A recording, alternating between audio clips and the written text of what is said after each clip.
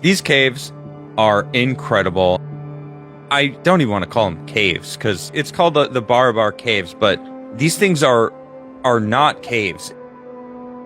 Does that look like a cave to anyone? That looks No. like the entrance to a spaceship. That's Yeah, right, exactly. It's like a single granite Vein. One vein. huge piece. Deep in the heart of India, shrouded in the mists of ancient history, lies a marvel of engineering and artistry that continues to baffle and amaze. The Barabar Caves, a series of rock-cut chambers carved into the granite hills of Bihar, India, the oldest rock-carved caves that exists to date. What secrets do they hold? How were they built? And what purpose did they serve? Could humans really have created this ancient wonder? The Barabar Caves, discovered in the early 19th century, are believed to be the oldest surviving examples of rock-cut architecture in India, dating back to the 3rd century BC. They were commissioned by Ashoka the Great, the Mauryan emperor who famously converted to Buddhism after the bloody Kalinga War. These caves were meant to serve as retreats for monks and ascetics seeking spiritual enlightenment. What is immediately striking about the Barabar Caves is the sheer precision and polish of their construction. The walls and ceilings are so smooth, they seem almost mirrored. The interiors are devoid of any ornamentation, emphasizing their austere and contemplative purpose.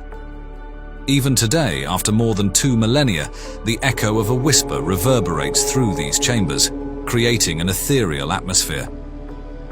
The most iconic of the Barabar Caves is the Lomas Rishi Cave, distinguished by its unique horseshoe-shaped entrance, reminiscent of the Chaitya halls of later Buddhist architecture.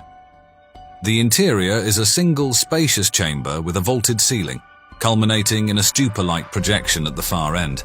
The acoustics within the Lomas Rishi Cave are extraordinary, creating a sense of otherworldly resonance that amplifies even the slightest sound. But how were these caves built?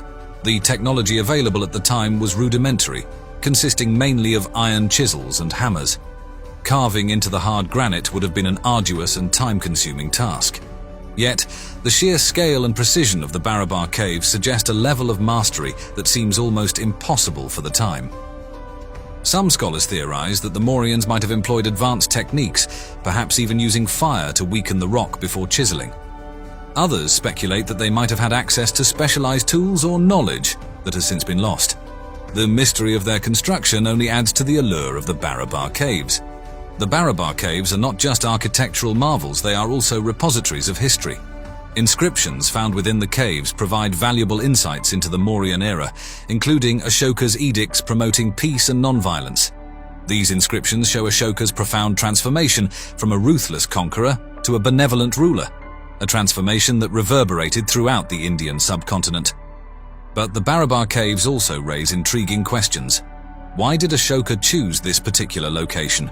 Was it for its strategic importance, its natural beauty, or its spiritual significance?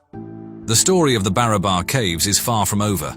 These ancient marvels hold more than just questions of technique and purpose. As we dig deeper into the mystery, we find that the caves are connected to a broader network of ancient secrets, some hiding in plain sight, others concealed beneath the surface of history. The Barabar Caves, it seems, are just the beginning. Let's turn our attention to the staggering amount of stone that was removed to create these caves. Carving out even one of these chambers would have required moving hundreds of tons of solid granite. While this might seem difficult enough today, with cranes and modern machinery, imagine doing it over 2,000 years ago with only basic tools. Experts estimate that the volume of rock removed from the Barabar and Nagarjuni caves combined is equivalent to the construction of an entire modern skyscraper. The caves aren't just hollow spaces, they are carefully engineered cavities with perfectly smooth walls and astonishing acoustic properties. This raises the question, were these caves intended for something far more complex than simple meditation? If we step outside the narrow confines of traditional archaeology, a number of unconventional theories begin to emerge.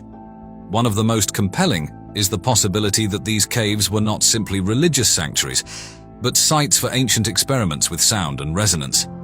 Sound, after all, was a powerful force in many ancient cultures, believed to be a tool for healing, communication, and even construction.